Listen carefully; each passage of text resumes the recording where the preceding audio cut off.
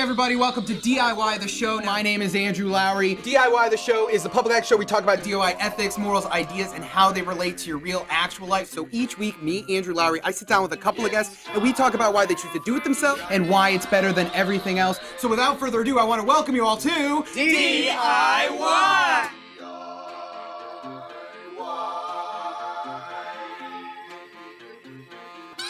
It's time for DIY.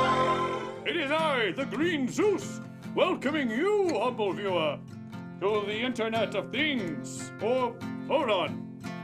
What am I saying? I don't know. It's DIY the show. Behold, the comics episode. Behold.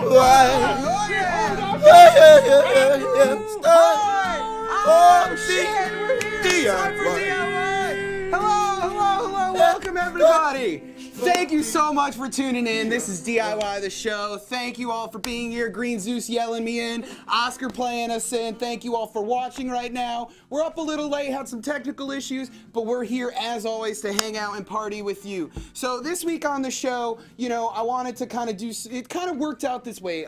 We've had comics on the list of episode topics for a long time. That's what we're talking about today.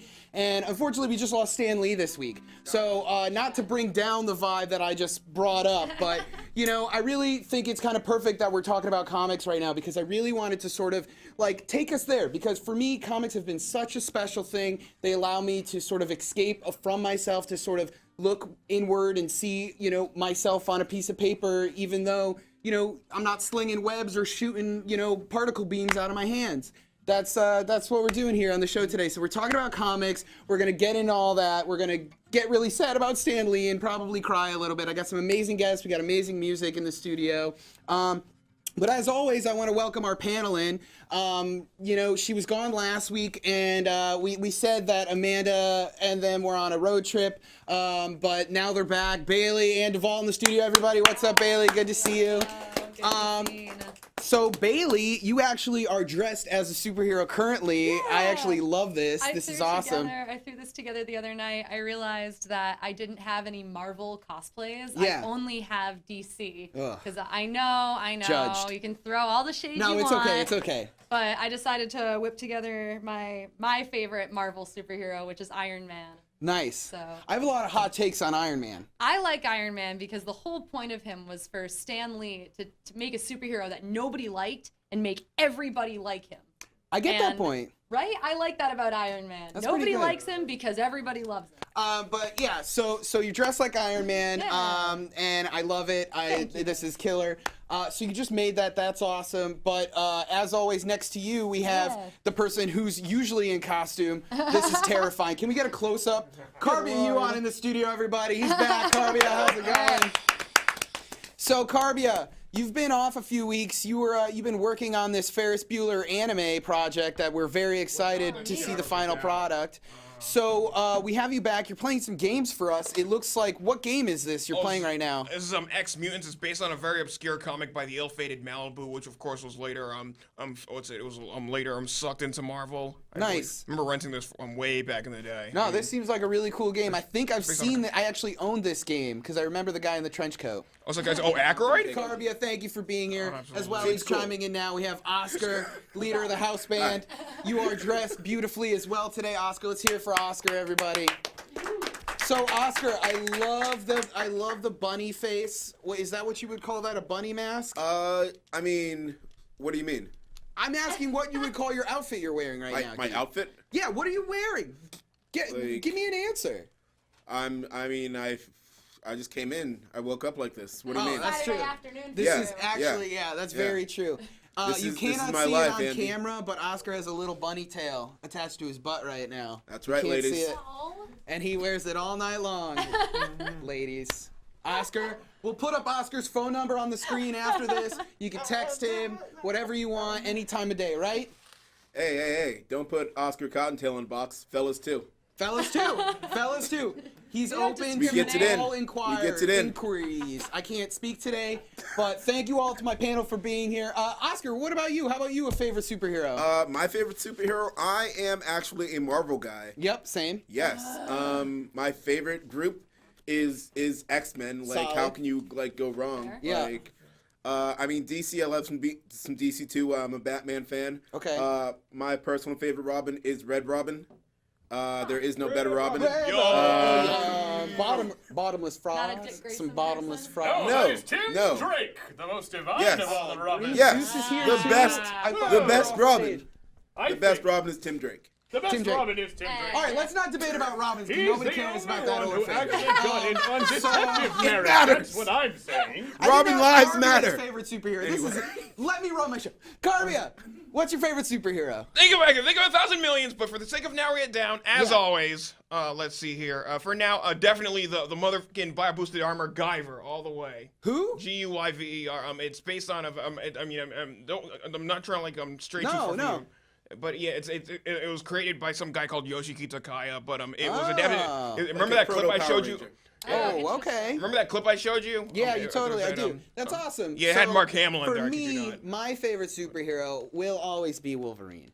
He is the best. He is the coolest. He's gruff. He can drink beer, and he's got claws, and he's just the best. That's why I like Wolverine. I also like the Hulk, and I think MODOK's pretty cool too. But my all the least way. favorite Hulk and Wolverine superhero too. is now back sitting next to me. What? His name. Hold on a second there. Shade. If you want to talk about superheroes to any capacity, you have to thank me for gifting you. So Green Zeus, why do we have to thank you for superheroes? Because I am responsible for them being in your ethosphere. The reason that they exist is because of the divinity of Olympus. The influence of my reign is what gives you all these heroes. The American mythology only comes from my true acts. In any case, I would like to hear a thank you For what? For the culture that I bestow upon your kind. That's fair. All right. I will thank Green Zeus for things such as alcoholism, infidelity, the things he's most known for, right? Of course, Bad of course. parenting, being a bad father. We can agree on all these We can things. agree on all these things. All these things. But Green Zeus. Now, for me, I always feel like superheroes are meant to defend, normal people, the average hero, but you tend to really stand up for the 1% a lot of the time. Well, you have to understand, not a lot of people are standing up for millionaires. They're almost an oppressed class of their Very own. misunderstood. And the billionaires, even more misunderstood. That's the minority within the minority Yes, right there. exactly. That is And that. who will be that champion but Green Zeus? Green Zeus. So all of the 1%ers that watch our show, because we know a bunch of them. So many. A bunch of them watch. So many. Send all your goat donations over to our friend Green Zeus. He's accepting all goats Oh, of all sizes. You could put gold in his mouth. That's something also Green Zeus enjoys. But yeah, so Green Zeus, we're gonna go to a live performance so I can get a little bit happier. Right now in the studios we have Jakals. They're an amazing local band. Can't wait to hear their songs. So stick with us here on DIY and let's hear it for Jakals in the studio. Everybody. By the way, top row, everybody.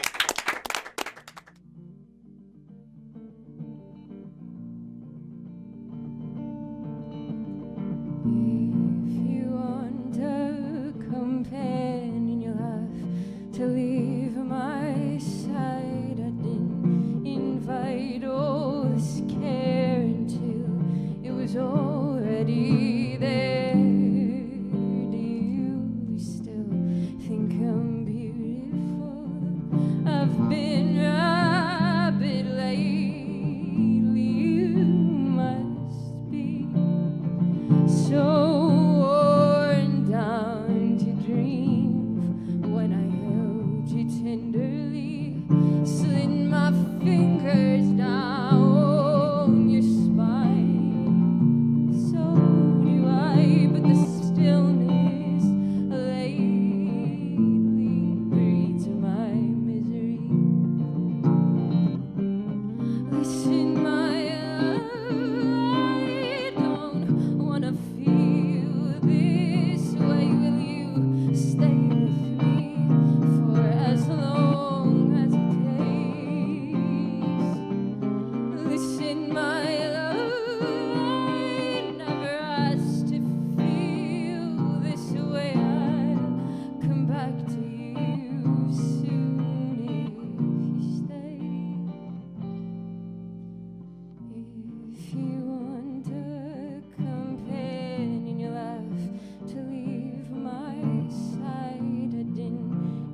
invite all this care into.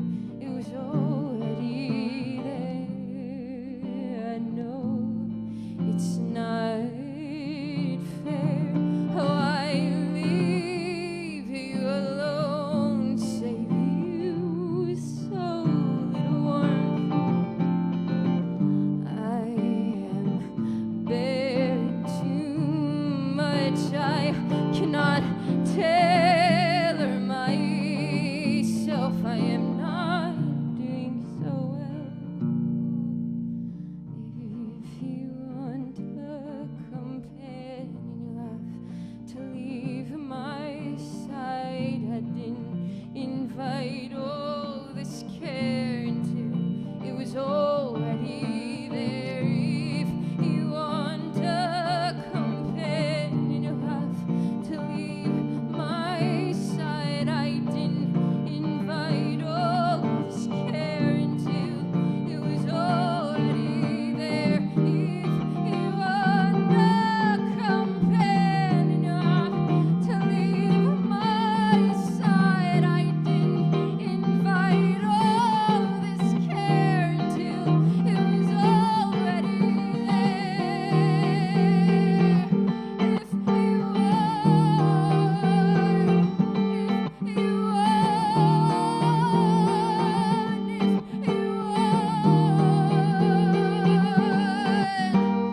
listen, my love, I don't wanna feel this way. Will you stay with me for as long as it takes? Listen, my love, I never asked to feel this way. I'll come back to you soon if you stay. If you stay. If you stay, I'll come back to you soon if you stay. All right, everybody. That was Jakals live in the studio. They killed it with their performance. That was so amazing. Find all their music online. I assume all you have to do is type in Jakals music and you will find everything. That's how the internet works, guys. It's not that hard. But now with me talking comics, we have a guest in the studio. They are so awesome for coming in. They are working on a comic right now. Their name is Alexander Munoz. I said it so bad. You definitely did. I definitely did. I'm very excited butchering Everybody it. does. Good. Nobody butchers my name. Here's Sure. Munoz. All right. You want to butcher my last name real quick? This is Slaunch McTapish. That's it, The that's my French last name. dude. Oui, oui. All right, so say your name, because I Oh, sorry. butchered Should I it. send it to this one? Yeah. Slanch McTapish. You got it, you got it. So Alexander's in the studio with us. Alexander Munoz. Munoz. I'm bad with accents because I am just shitty. That's it, straight up. So we're talking to your comics. I'm very excited to have you. Now, you're an independent comic creator yourself. Sure. Now, for me, the best comic book creators have killer origins, right? Yeah. So everybody loves a killer origin, especially when you kill Uncle Ben.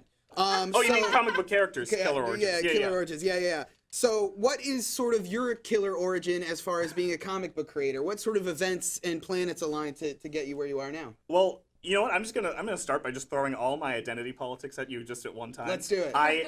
I'm Hispanic. I'm trans. I'm on the autism spectrum. Yeah. It was difficult to make friends as a Yeah. kid, and it was difficult to know what people are talking about when they are talking. So there's something reassuring about a fully formed comic book universe where you can look at it and say, I know the rules, and they don't expect anything of me, and this is just something I can enjoy. I think if I can get off from talking, avoid talking about myself for a minute. Where do you want to go? If we could just take the week to eulogize Stan Lee over and over. I know. I think what made him remarkable is that he was a superstar editor. Yeah.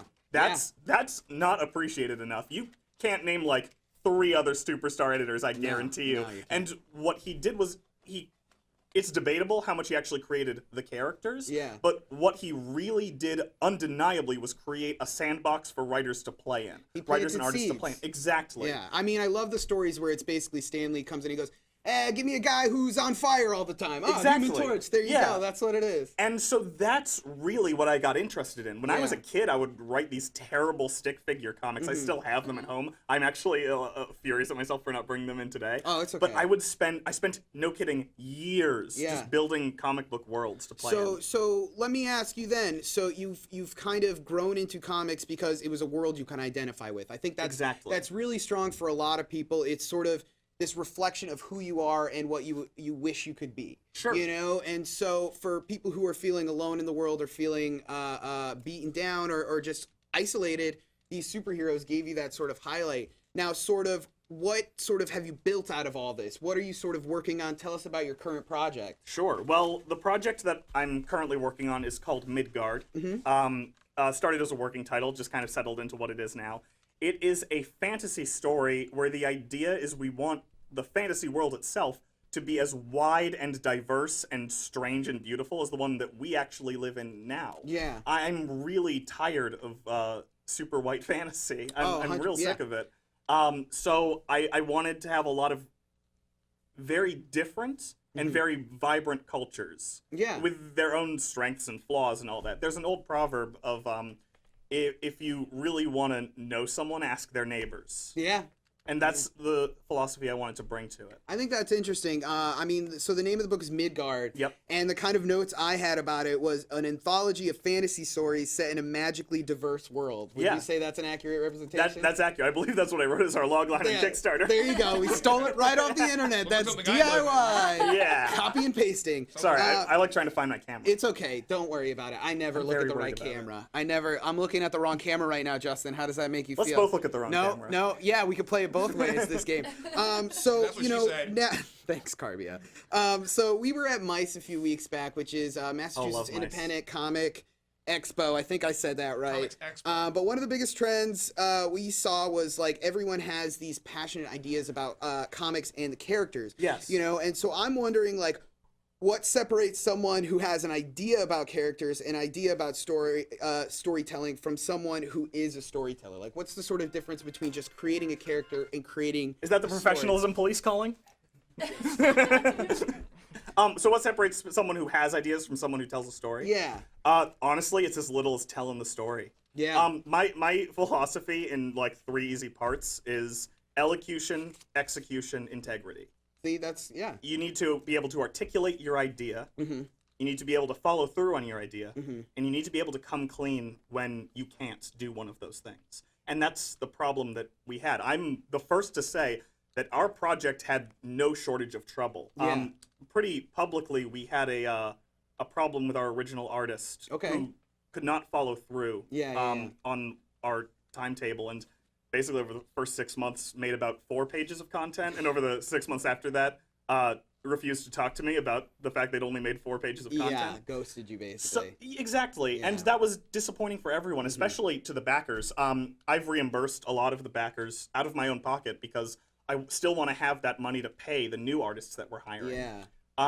Well, that's unfortunately, so like you're saying, you know, the sort of perseverance you have to run through with these sort of things you're creating. I mean, comics are such an involved medium. There's so many elements, so many like facets that you have to build in order to create this book. Absolutely. Now, do you find that sort of persevering through all these obstacles, I feel like it always makes your product stronger. Has that kind of worked it with you? Or? Well, I hope so. Yeah. We're finding these great new artists. V. Lewandowski, who is the artist I've started working with on one of the segments in our comic. Can't trick me by changing cameras. I'm very good at this. They're such an incredibly talented artist, and the vibrancy they bring to these character designs is truly remarkable. And what I'm doing in the meantime to satisfy my own creative urges, and as a sort of apology to our backers, is I'm writing a full-length novel set in this world that we've created to send for free to the backers. So that's a little surprise that you guys are getting. I told you on the Kickstarter that there would be a surprise here today. See, I think that's awesome because you're sort of you've built this world. So for me, I've recently, over the past few years, become a dungeon master. I started DMing, and I build my own worlds and stuff. And so the thing for me that I love is, like you said, creating those rules, creating that world. Now, with your comic, what are sort of some of the rules of the world? What are sort of some of the elements that really make your world unique? Sure. I can describe to you the shape of the universe in this world. Yeah, let's hear The it. first thing you need to understand is the world is flat. Okay. Oh, flat earthers in your No, world? I know. Isn't that how it's supposed to be? Oh my god. No. Bailey is a flat earther, everybody. Before I tell any of you anything about my Loves comic, I have to capitalism, tell you, the flat Earth is flat.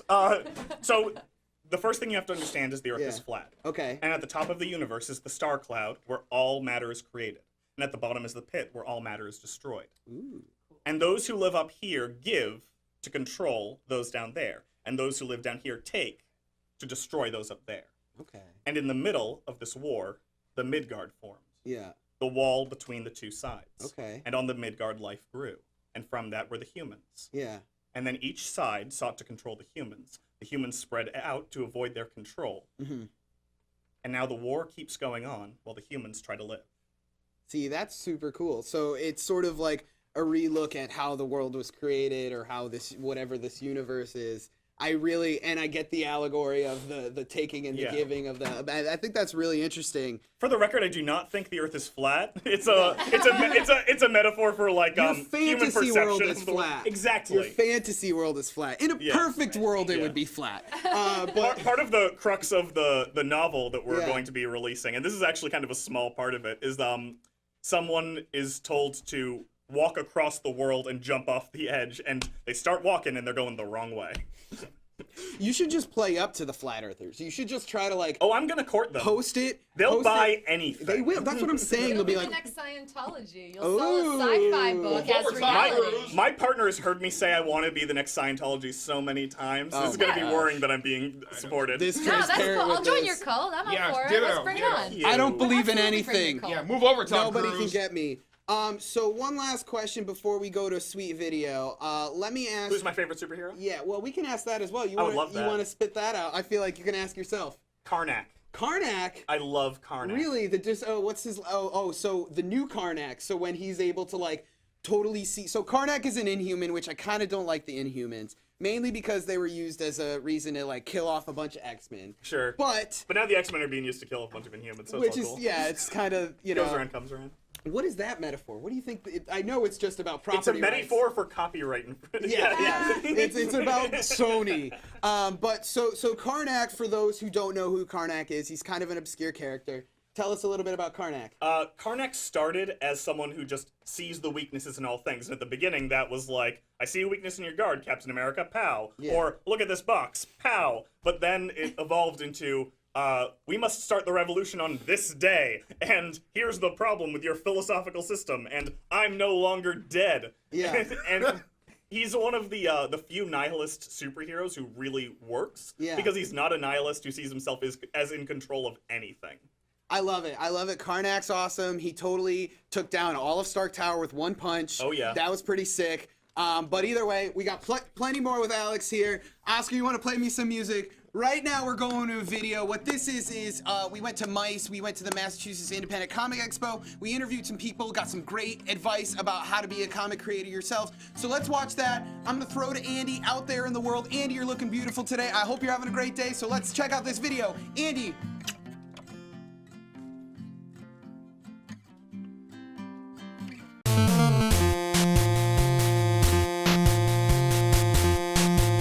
Hey Andy, you're looking great today. I love your outfit. I love your beard. Just everything's perfect. You're just beautiful as always. And thank you for that glorious intro. But we're here at MICE, Massachusetts Independent Comic Expo. You're talking about comics in the studio today. We wanted to take you out of the studio and get a little bit more from the horse's mouth. So we're here to interview independent comic creators and see their process, their style, and what it takes to be an independent comic creator in this world. So why don't you take a look at what we found today?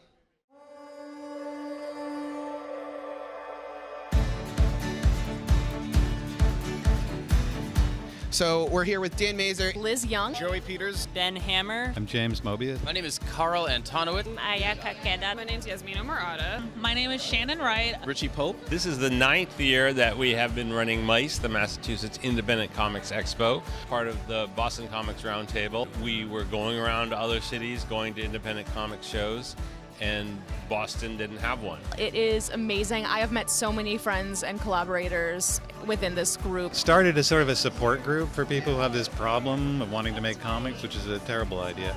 Handily one of the best shows in the East Coast circuit. I feel like this community is very warm and accepting. I just see like a lot of compassion here. I see a lot of opportunities for people, and like this show really does a great job of like accepting a lot of different people to come in. It's a lot of organic diversity.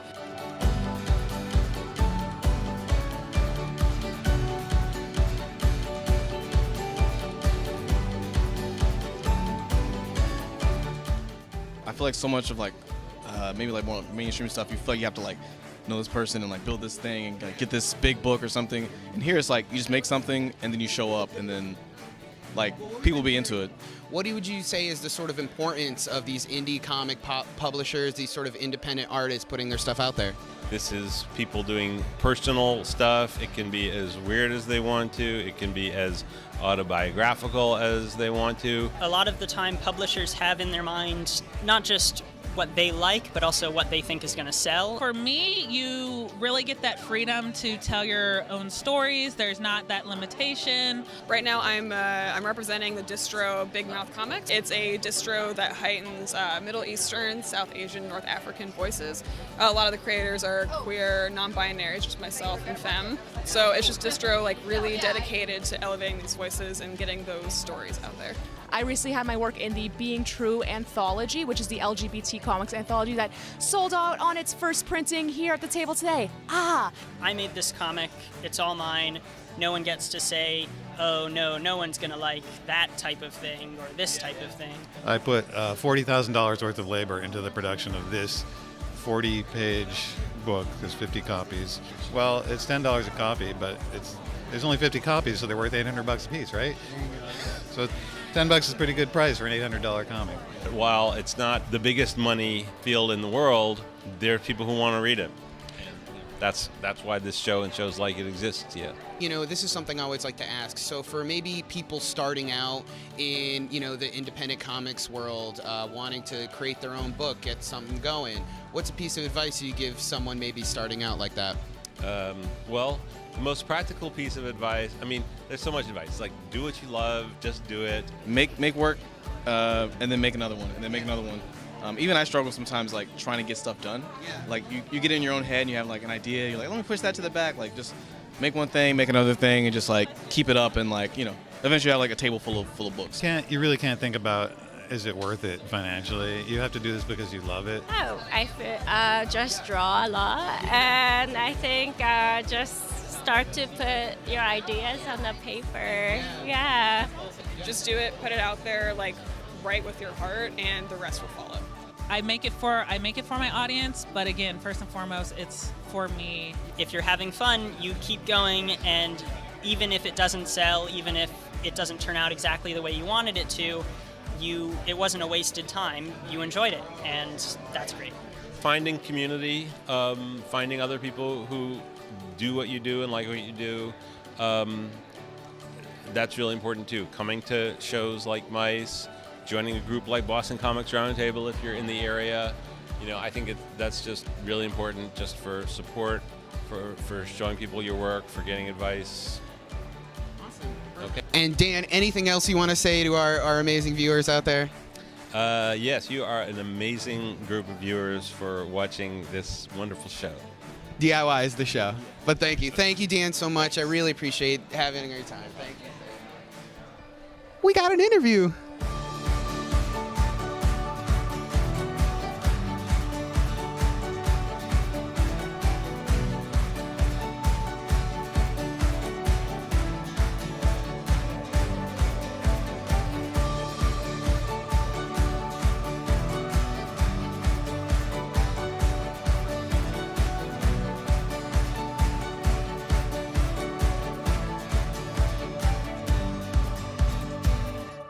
Wow, that was such a great event. So many great comics, so many great stories we heard today. I want to thank MICE for having us. If you weren't inspired, you obviously weren't paying attention. Let's throw it back to the studio. Andy, how you feeling, baby? You looking good? You feeling good? It's time for DIY. welcome back to DIY the show. My name is Andrew Larry. I'm your stupid, dumb fucking host. And as always, we're here having fun talking about shit. Today, we're talking about comics and independent creators and how you yourself can get out there and start drawing panels and create your own fantasy world that you can live within. I just talked to Alexander, and now with me, we have Josh Dahl in the studio. I pronounce your last name right? That is correct. Solid. So let's hear for Josh in the studio, everybody. Thank you for coming in. Handshakes. I shake hands. I'm very professional. Alexander will double shake hands, and I'll shake your hand at the same time. Thank you. This three-way handshake here on DIY. That's the kind of quality content we give you every fucking time.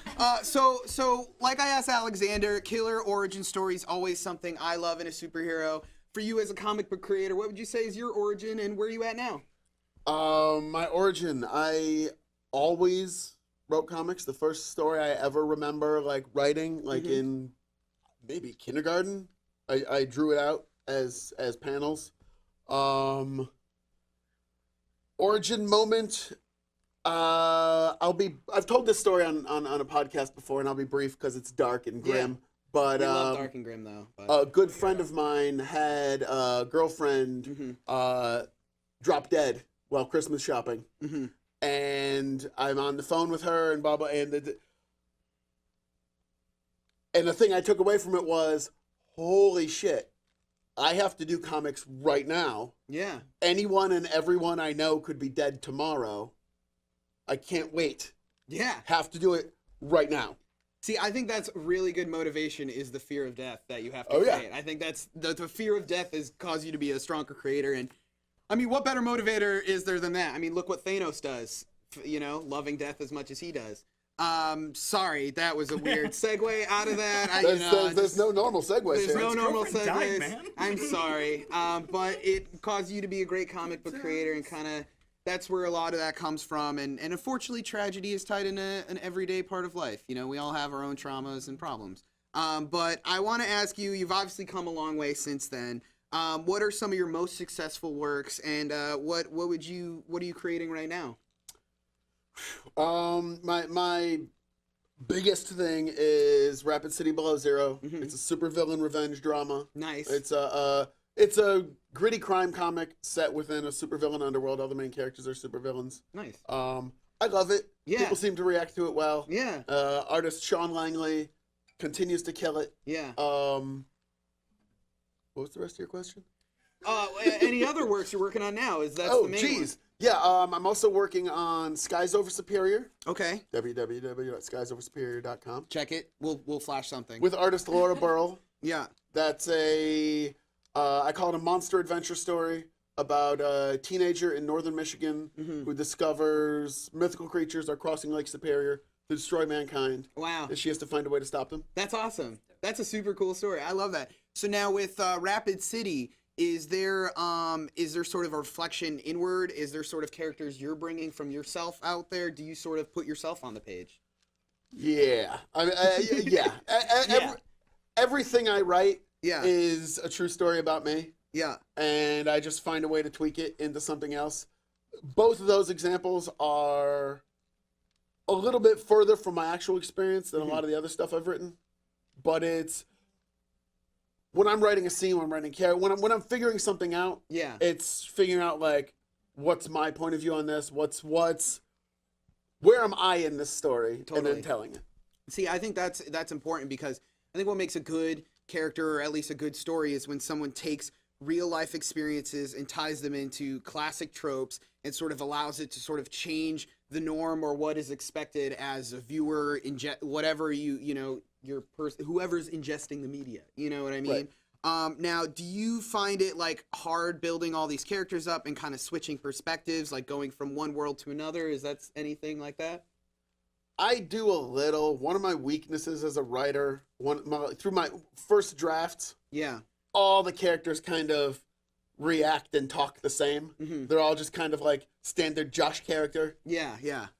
And so it's always in my my revisions and my second draft to go through and go, okay, well, this person is a little more selfish in this scene, so I have to go through, or this person thinks more quickly and speaks a lot, and this person thinks slowly, and then that's when I go through and sort of massage them into hopefully not just a bunch of me's standing on the page. Exactly. I totally, because I think that does become an issue for some creators sometimes, where you get too reflective and there's only so many slices you can do of your own personality.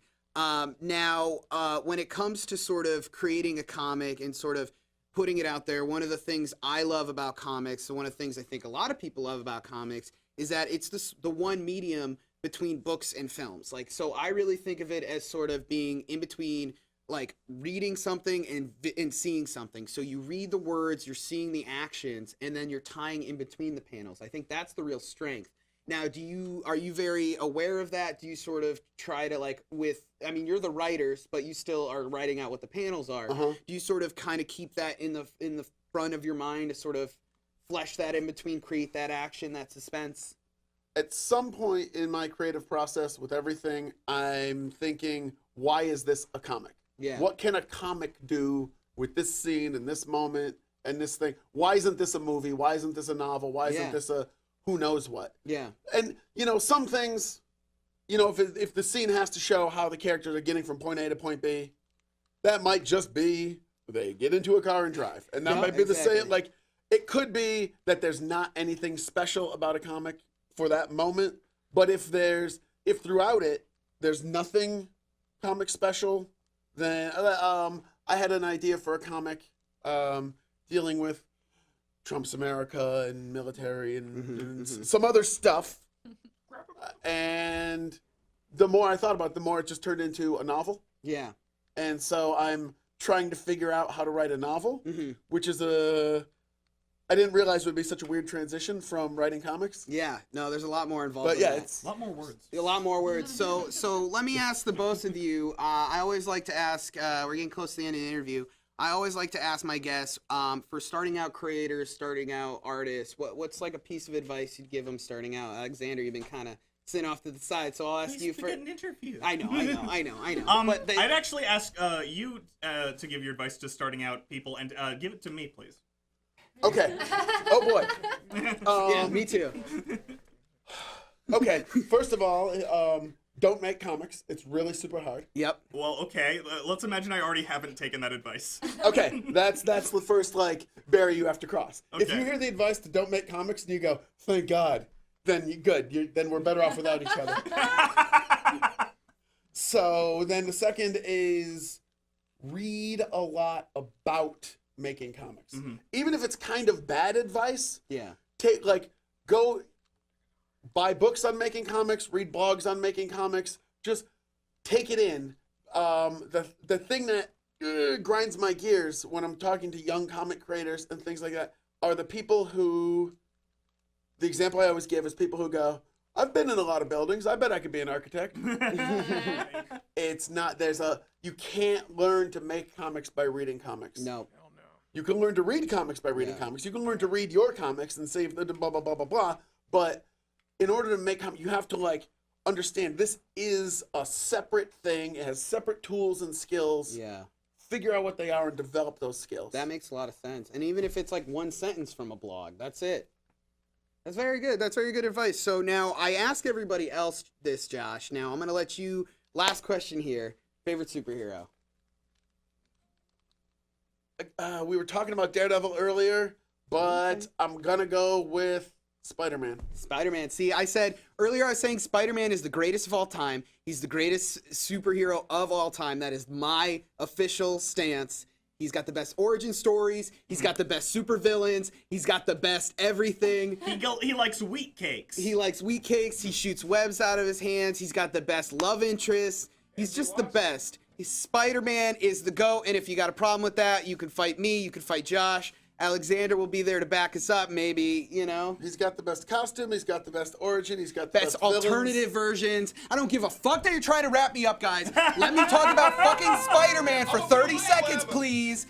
But either way, we got more videos here. Right now, we got a video from a friend of ours here at the studio, Dave Ortega. He was nice enough to give his advice. He just came out with a comic, so let's listen to a little bit of advice from Dave, and when we come back, we got a fun game in the studio. We're gonna be making our own superheroes here on DIY, so let's go to a video and come back with that shit. Fuck you, Great Zeus! And 10 more minutes. Hey Andy, thank you for inviting me to take part in your comics episode today. I'm sorry I can't be there in the studio in person, but I do have some of my comics that I'm happy to talk to you about. A little background about me, my name's Dave Ortega. Besides being programming and coordinator here at Somerville Media Center, which is a job that I love, it's my dream job, I am also a cartoonist, which I've been doing seriously for at least the past 10 years. Just last week, I was at Comic Arts Brooklyn displaying my work.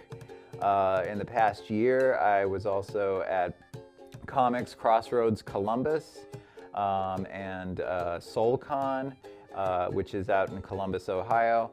I've also exhibited through the years at the Toronto Comics Arts Festival.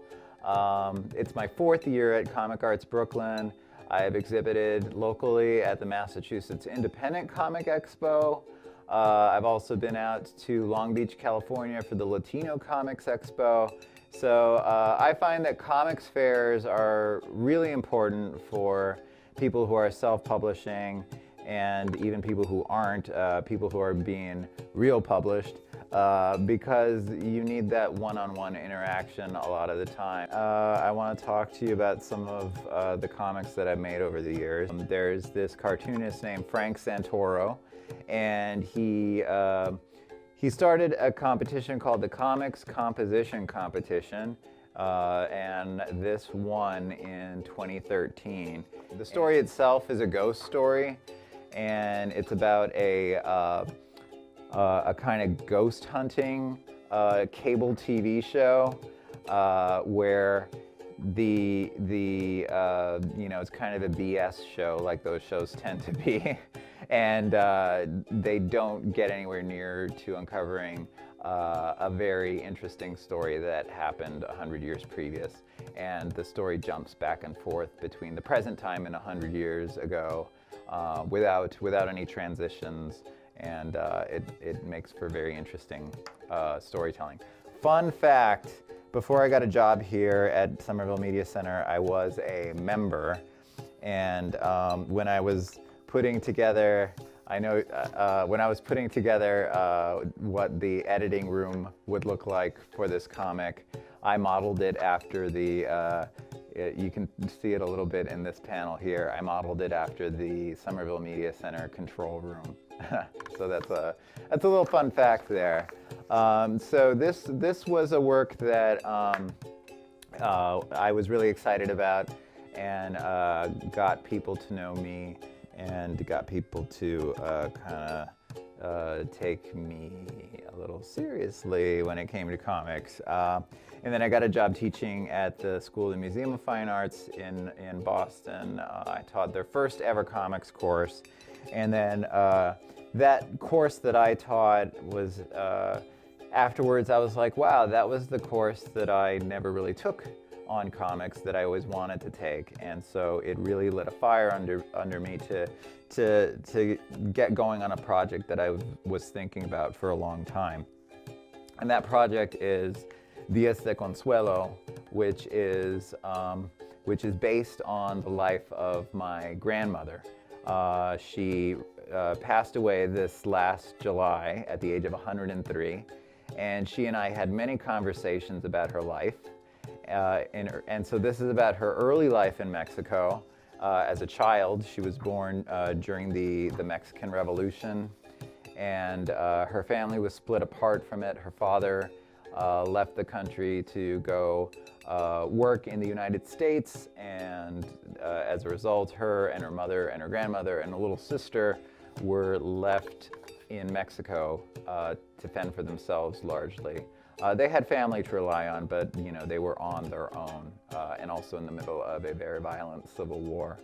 So this is based on conversations that I've had with her in the last decade or so of her life, and also it's also based on my own research about the Mexican Revolution. And what's interesting is that these are memories of hers that were 80 or 90 years old when she was telling them to me. So, of course, she's not going to remember everything. There's gaps that needed to be filled. there's artistic license that needed to be taken. And so when I did that, I included in the end of each of these comics a set of notes that just kind of expanded on history and just kind of let people know when I did take artistic liberty. So there's 5 issues of this comic out. This is the latest, Días de Consuelo number 5, and it's actually going to wrap up with a 6th issue that I'm working on now. So yeah, all of this subject matter is obviously really important to me, and I think that the power of comics, the power of words and images is something that is embedded in our DNA since our ancestors were looking up at the stars and making pictures out of the various star combinations and constellations that they saw up there. And so comics is an extension of that. Our brains are wired to read words and images together. And I love making comics. And if you're interested in finding out more about my comics, you can go to my website, drawdavedraw.com, or find me on Instagram, Dave Ortega Draws. Thanks. It's time for DIY. Hi everybody, welcome back to DIY. My name is Andrew Lowry. Everyone's here in the studio. We're having a great time talking comics today in the show. Josh and Alexander have been nice enough to hang around with us and do something fucking stupid and fun. So today on the show, we wanted to figure out what is DIY superhero. We want to create our own league of superheroes. We want to create our own group of heroes to help fight the day for you, the viewers. So we picked some of our friends, and some of our panel here as well has picked out some costumes. And the 3 of us here, with your old game, we're gonna pick the name, the origin, and the superpower. So we'll go down the line, each one of us. For the first time, I'll pick the name. Josh will get you with the superpower, and Alexander, you'll do the origin story, and then we'll rotate from there. So looks like we have our first contestant up. So if we cut cameras, we can take a peek. We can take a peek. Our own Bailey. Bailey, this is your outfit. I love this. So give us some superhero stances. Like, what would your superhero? There you go. Okay. So I'm gonna come up with the name. Fingers. Just Fingers. That's the name. That's the superhero name. It's Just Fingers. Just Fingers. Just Fingers. Literally, the word "just" is also in the name. So Just Fingers is from me. So Josh, Like a Tribe Called Quest, you say the whole thing. Yeah. So Just Fingers. What's the superpower for Just Fingers? Okay, Just Fingers is a shortened version of her name, Justice Fingers. Solid. And her fingers can be like extended and used as sort of scales of justice. She can, if she points at any 2 people or any situation, she can inherently weigh the value and pros virtue and cons. thereof. Wow, I like that. Sort of a more metaphorical power. Like Oracle. Like the Oracle, yeah, you weigh the balance, control chaos in a way. Sure. So Alexander, origin story, how did Justice Fingers become Just Fingers? Well, sure. I mean, clearly looking at her mother was a princess of hell. Okay. And her father was the Tom Cruise character Jack Reacher. Fun fact, that's actually my real origin story. And she's out to defy her mom and free her dad. Okay, all right, there you go. I love it. So let's hear it for Just Fingers. Just Fingers, we love it. You can find Just Fingers fingering things. Can we get another take on that? Fingering everything. I'm sorry, Bailey. That's okay, I finger a lot of things. I'd like to take this moment to thank my mom for watching. Yeah. All right, now let's, Just Fingers, why don't you bring up the next superhero? Let's see what our next superhero is on the studio. That was great, that was great. Oh, look, if it isn't, it's Carbia. This is his character. So, Kabuki, we got so now we're going to go down the line. Yeah. Josh, you get the name now. Okay, I need a little help with this. I'm stalling. Throw some words out here. Just words. Clown. Patriots. Flag. I'm going to go with, Game Gear. I'm going to go with... Americlown. Americlown. Americlown. I like Americlown. Thinking Kabuki Game Freak, but whatever. Kabuki Game Freak. We could go with that as well. But... How about a colon? Yeah. So okay, here's what I'm gonna do. You got it, Josh. We got it, I'm gonna Josh. do. I'm gonna do the Stan Lee move. Okay. Sure. Which I don't mean this disrespectful. This is joking. No. Let's hear it. Let's hear it. I'm going to take your ideas, combine them, and claim it as my own. Okay. It's So we're still AmeriClown. gonna join on DIY. It's AmeriClown, the, what do we say, Kabuki Freak? No, Kabuki Gamer? Game Freak. Kabuki Game Freak. AmeriClown, the Kabuki Game Freak. All right, that's the name And there's we have. 2 other colons and stuff after that for the series. Yeah, we'll write that in on the page. Now, Alexander, what's the superpower? Well, we got some super nationalism up around the back, displaying with the terrifying face of authoritarianism and baffling his foes with his Game Freak Kabuki skills. So what's his power? I think I've explained it pretty well. Okay. All right, and the origin story is that an American flag got electrocuted by a Game Boy, and then this was formed. That's what I got for an origin story. How's that? That work for you? Yeah. All right, so let's hear it. Let's hear it, everybody. So we got our next hero coming up now, nice and smooth. Smooth transitions here on DIY the show, especially if I point him out. So now we have on the stage. Oh, there he is. This took me half a second. So Alexander, I think it's your turn to come up with the name. Donnie Dark Knight. Oh! Bow, bow, bow. Mic drop. Donnie Dark Knight. I love it. So, all right, I get to know the name of the Mad superpower. World Bitches. Mad World Bitches. Oh.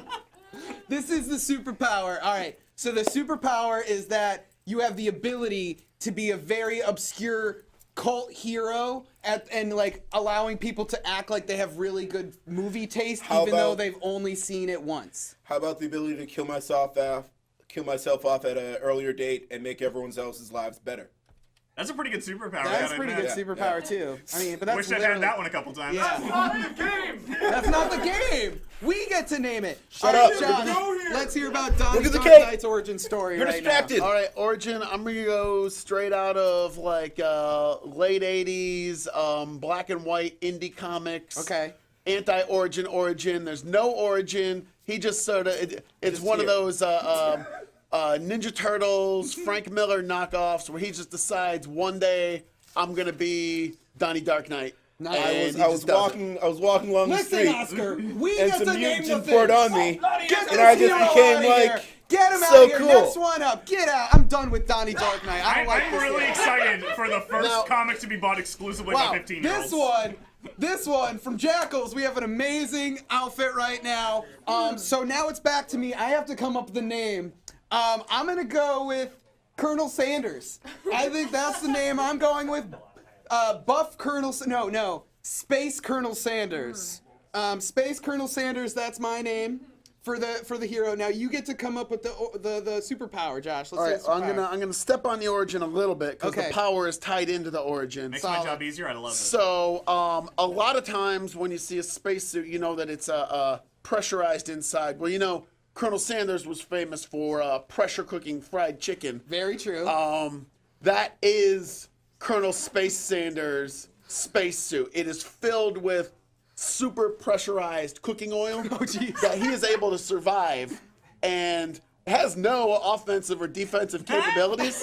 Just full of oil? It's just a full-on like early Marvel origin where the power is just a screw. Yeah. It doesn't do anything beneficial. That's awesome. I love it. Which is why, for my part of the origin, you've been so compressed by this hyper-pressurized cooking oil, you've been shrunk into just your helmet. Now you gotta walk around on this buff guy's body to live. So the Colonel is only the head. It's an upwardly mobile Krang. Oh, I love it. I love it. I love it. So let's it's a hear. metaphor. Let's hear it for Space Colonel Sanders, everybody. Space Colonel Sanders. Do we have any more heroes on deck? Is there any more coming up? You should decide now before it gets too long. It took me a minute. I apologize, my friend. So we have a voice and I am everything. here to show you. Yeah, give me a few I'm here. seconds of this Just hero. A few of these things. Okay. You know, you must know I love this. it. I You love must it. know this. All right, so Josh, you Is get the to come shirt up with the part of name. it? Of course. Okay, good. I am notorious BLT. You see this? Yes. I see it. Josh, what do we got for a name? It's leaning a little sponsor, villainous in my sidekick. mind, and Okay. I'm going with Comrade Clown. Comrade Clown. That's the villain. We got it. We got it. It's Now, the hair, isn't it? how do you feel about a Comrade Clown? That's your name. I knew this. You knew this. So, Alexander, what do we got for a superpower? All right, well, Comrade Clown has clearly come to this nation to take it over with no sense of capitalism in any way. right? I'm getting that from the accent. No, capitalism. So I'm seeing. It look all wonderful with its nice flowers and fireworks and all these lovely things. No, but I this love is it. not how we do So it. guessing from this ensemble, I'm guessing killer thrift shop skills. Oh, so it's able to find the best deals at a thrift shop. And the best outfit, and can weaponize anything within.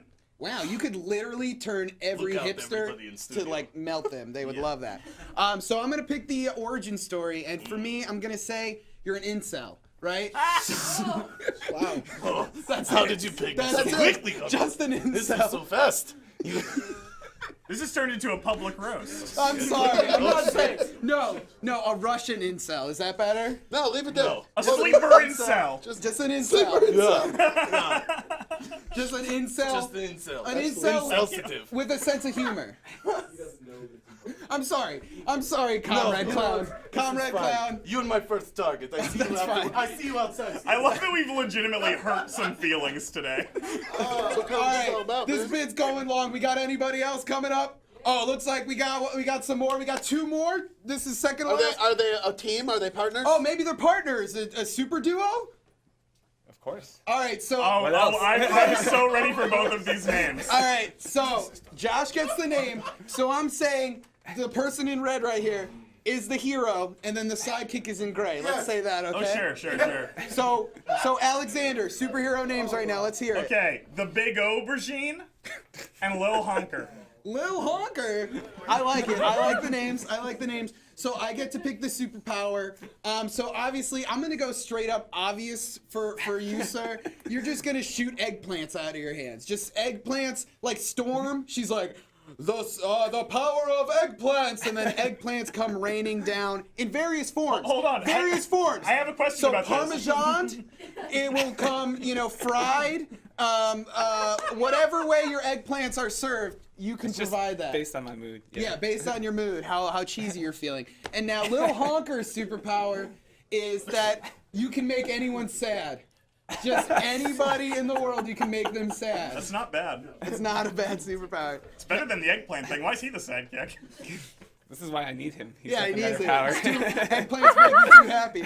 Now, Josh, let's hear this origin story. All right. I had an origin in mind, and then you threw me a curveball, but I'm sticking with it. All right. And the deal is they are characters in a free giveaway, like PSA kind of comic book. Yeah. About double entendres. No,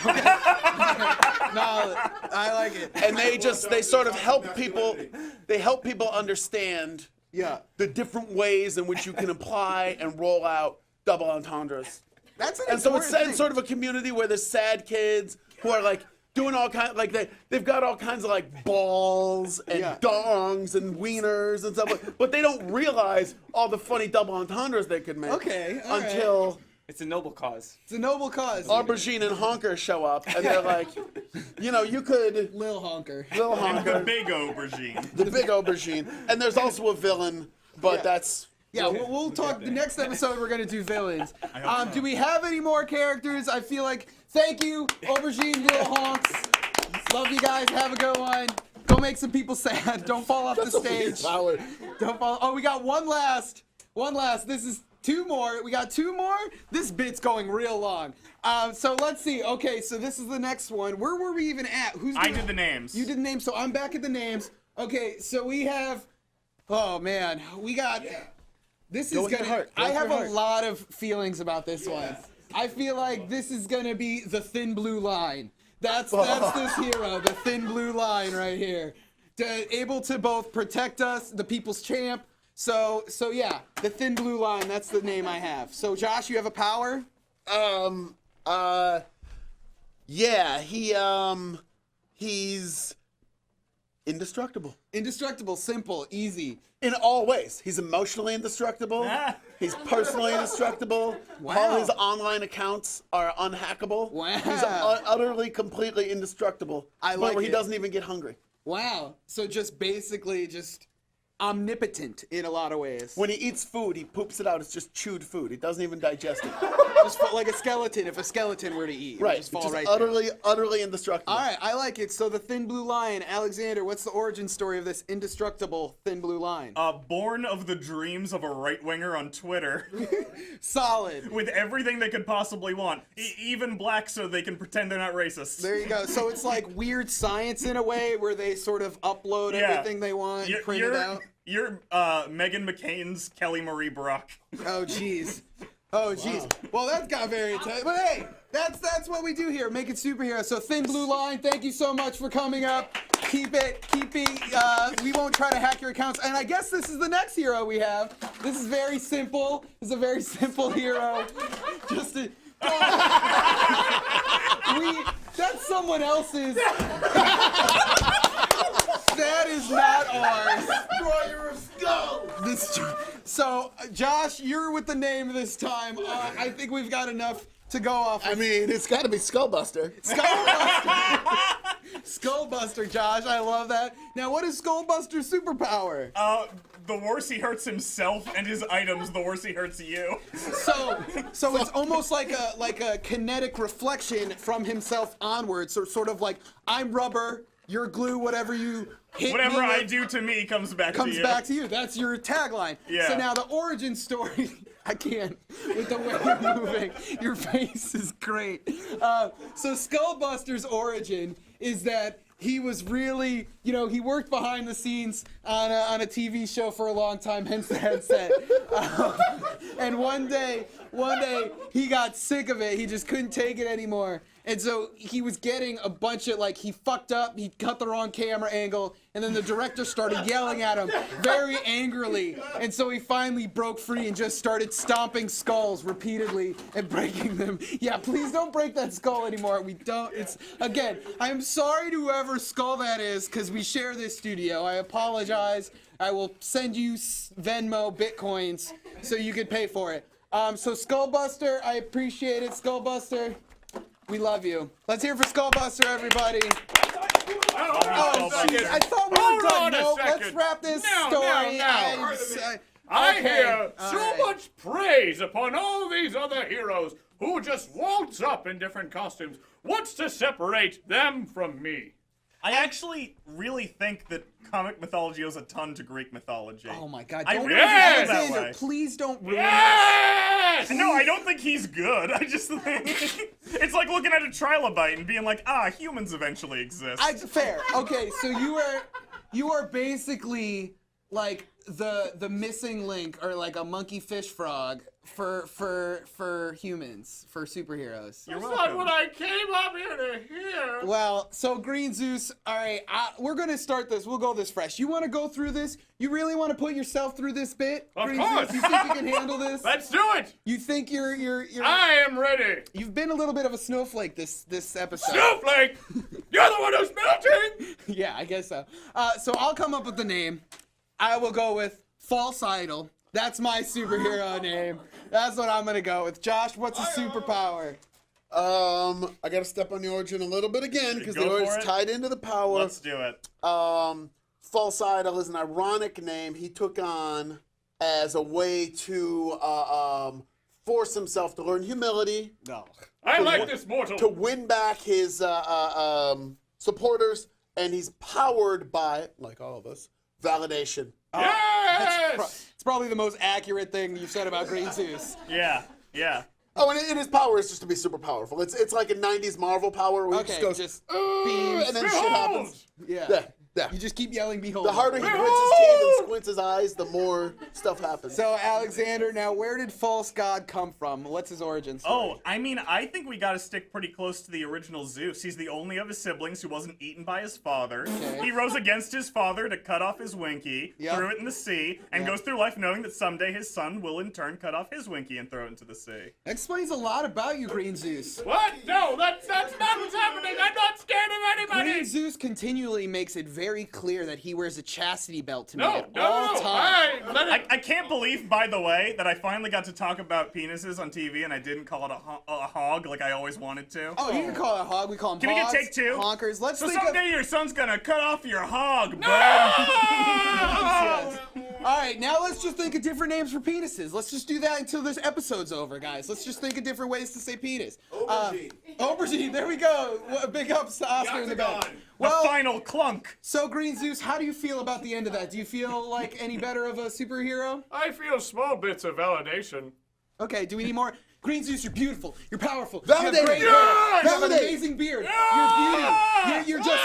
You're on TV right now. Fit. You eat great. You have a great work-life balance. You're just really doing a great job all the time. We're better for knowing you. I will do one more to the mortals. You're doing great at eating your Green beard. Zeus, Green Zeus, you want to throw to the next video for us? The next video? This is the interview one, right? Yeah, it's the This interview one is with the mighty mortal Andrew McLean of Headlopper fame and Apocalyptica. So let's go to that video right now. We'll be back with Jakals live in the studio. How do I feel about Drew's? I don't have much of an opinion. I'm not one. What about Drew Carey? No, I don't like Drew Carey either. Drew Carey? That's Cleveland does not rock. But you have a Cleveland beef. I have a Cleveland beef, not a Drew Carey beef.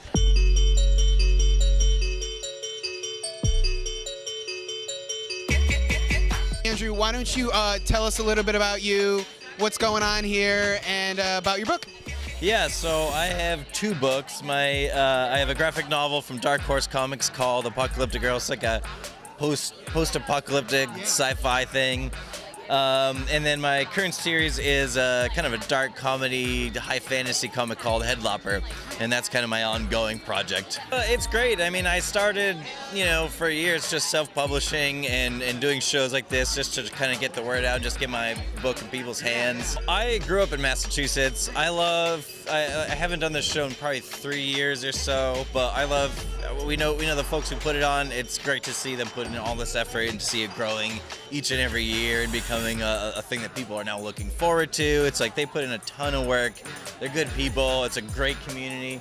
Growing up, I never thought of Massachusetts or New England in general as a place that was like, I don't know, this indie or this artsy, and it's just great to see people, from where I'm from, learning about this and opening their mind to like, comics aren't just superheroes. It's like it can be anything, and like Mice is a perfect example of that. There's comics for everyone here. It's perfect. So what would you say is the sort of importance of independent comics and independent people like this putting this on? I think what's most important is it's just a variety of voices. My friend Matt Smith is downstairs. He makes comics kind of similar to mine. It's like kind of heavy metal inspired, kind of barbarian swords and sorcery type stuff. These other comics I grabbed today I'm really excited about are by Beth Barnett, and she's got a wide variety of just, I'm really excited about this one, No Rest for the Anxious. They're kind of like diary comics and just, dealing with real life like issues and just kind of being like, it's taking a leap to, put yourself so much on the page. Yeah. And, I think it's, that's awesome. It's probably great for people also to be like, this is me, and like, and they, and then feel accepted or whatever. I also grabbed this one, which is the Boston Comics Roundtable put together this past year, which is just, it's an anthology by all, a positive-based anthology that's all created by queer creators that are all kind of Boston, New England-based.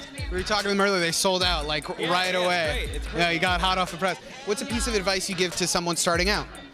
Well, I think a lot of people, whether they realize it or not, sometimes they feel like they need permission or something. They think that there's some threshold they have to cross before they get started, They're like, oh, I have these ideas, but I'm just not ready yet. And I think that's more of like I think it's an illusion that a lot of, artists in particular, and I'm sure writers as well, we can be really in our head, we can be really neurotic, we can be really hard on ourselves. When I was working on Apocalyptic Girl, and I was thinking about how when I got started, I was really intimidated because I hadn't drawn a lot of like just foliage, forests and bushes and things. And so I went to show them. I'm like, look, I had to learn to draw leaves through this book. And I was like, look at the beginning, look at these leaves, they're terrible. And then I got to the end, I'm like, these ones are much better. And then I just couldn't see it anymore. It's like progress. Yeah, it was clear that it was actually in my head, and I was just drawing leaves. Yeah. And so sometimes we feel like there's some line we have to cross just to jump in 2 feet. But that's just not true. Like, you'll probably never feel ready if you're waiting for that moment. So I just recommend people make the thing, even if you don't have to doesn't have to be the most professional thing ever. It's really charming too to just like go to Kinko's or Staples or whatever and get something printed on the cheap and just fold it yourself and staple it together. So I just recommend to folks, start going to any convention you can and bring whatever you can. Like, there's people who want to hear from you, you know, and I just recommend just like don't wait for something. Just get started. Make your thing, you know. Yeah. Exactly, and you can just hand things out here without anybody knowing, just slant it out. Well, that's awesome. Andrew, thank you so much, man. It's really a pleasure to interview you. It's time for DIY. Hi, everybody. My name is Andrew Lowry. I am the host of DIY the show. I've had a great time talking comic books today. I learned a whole bunch. I learned that comic books are this world that you can build for yourself. You can make your own art, or dive into someone else's art and dive into someone else's world. But what it really does is sort of create the sort of the superpowers you wish you had, and find these heroes that are flawed, or heroes that give you sort of something to look towards, something to aspire to be. You know, I see the big difference between Marvel and DC is DC are the gods we aspire to be, whereas Marvel are the people that we are, just with web slingers. So whatever sort of life lesson you need, whether it's to be better or to find humility or to find someone like yourself, that's what comics can give to you. So go out, create your own art, create your own stuff, and don't just sit there and watch the Marvel movies. Go dive into something else. There's so much more. Like, yeah, sure, you can overanalyze Thor Ragnarok and talk about how he's gotten so dark now, but you could do a lot more than that. What you can do is you can find these independent comics, you find these independent creators who are telling these unique individual stories that will help maybe find your own representation. And so that's what I want to leave you all with here today. I also want to say rest in peace, Stan Lee. You've created some of the best characters of all time. You have allowed me to find things that I find interesting about myself or find reflective into other heroes and make me feel less alone. So I appreciate everything you've done, and you probably don't even watch this in heaven because you're like, I'm watching something way better, and God was like, you know, this is good, whatever. Green Zeus blocks the channel. I'm not going to talk about religion because I'm going to get real mean. Either way, DIY's been a great show today. I thank you, Josh and Alex, for coming on. Thank you also to all of our in-house superheroes and my panel as well. No thank you to Green Zeus because I'm just throwing some shade because that's how I roll. But as I want to end the show here with another live performance from our great band, Jakals, in the studio again. Let's hear it again for Jakals in the studio, everybody.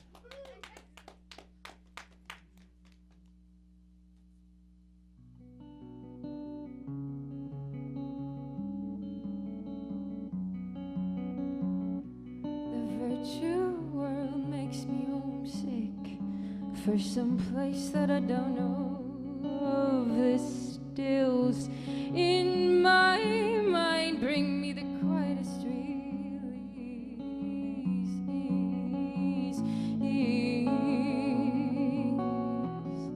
Take me out to the garden, corralled by a picket rail, rest next to the beds that we made in swallow malted space. Take me out to the garden, corralled by a picket rail, rest next to the beds that we made in swallow malted space. Swallow malted space. Swallow malted space. Was I coded to line like a lemming? Wise I would jump from this hill on the way to be born again, yet carted down the aisle. Still,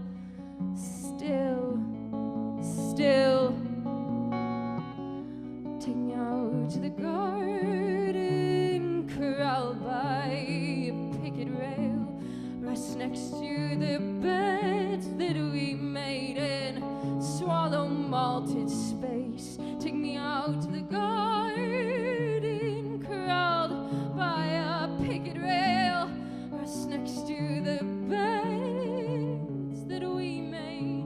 Swallow malted space.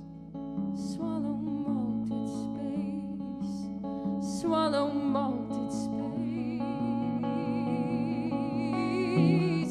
At night I dream of a massacre. We scream down with the capital. We break through our chains. They can't hold us.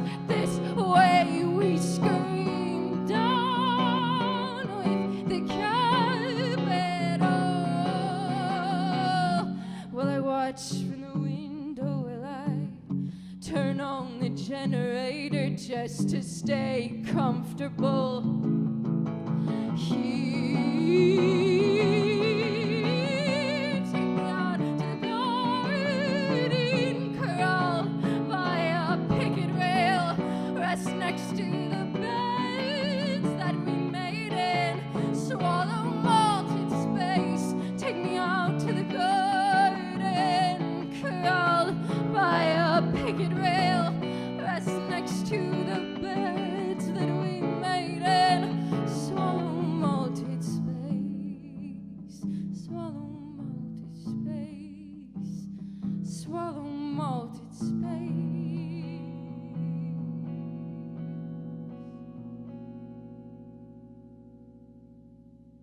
Oh my God, let's hear a round of applause, everybody. Round of applause. Woo woo. Jakals, that was amazing. Thank you, Big O, Big O. Thank you so much. Your name is now Big O from now on. All right, so I'm getting pulled on by the card. I'm sorry about that, Matt. I'm sorry about that. Shout out to Matt V doing audio today, killing it.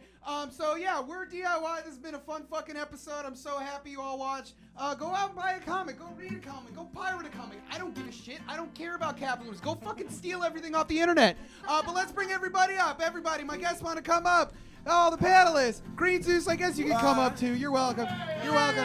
Hey, everybody. All right, so this is our shout-outs. I'm gonna give shout-outs. Alexander, do you have any shout-outs? Yes. If you are an artist and you want to work with me, ENBY Alexander on Twitter. Also, if you are a vegan, it's still okay to eat a millionaire. So these are, yeah, that's true. That was more of a job offer than a shout-out, but it's still a thing. So, Josh, how about you? Any shout-outs? As we're recording this on local comic shop day, I want to give shout-outs to all the cool local comic shops. It's local comic I should have fucking done a better job as a host and said that. So, of course, you know, Hub Comics, New England Comics, Kamikaze, Comicopia, all these great places that support independent comics and big comics and just comics in general. Go out and buy a comic at your local comic book store right now. Get the fuck out of your house. What are you doing? So Jakals, back here, you guys got any shout-outs? Oh, shout out to Barney, my sweet, sweet dog. And to you guys for having us on the show.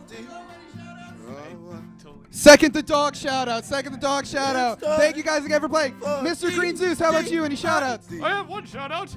Hera, please, I'm sorry. Please take me back. No, please. I'm ready. I've changed.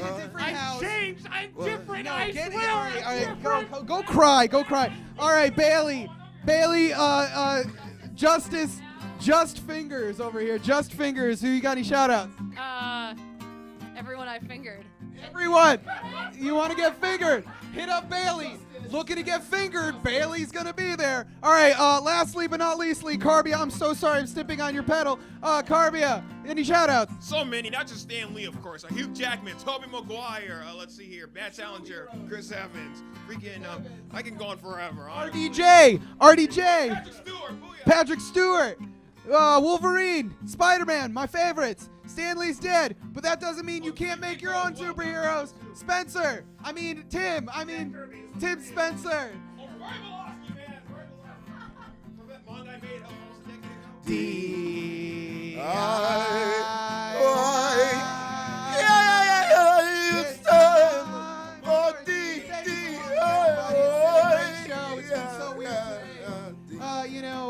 We're all just gonna die one day.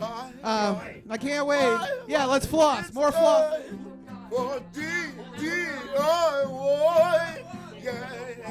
It's time for DIY.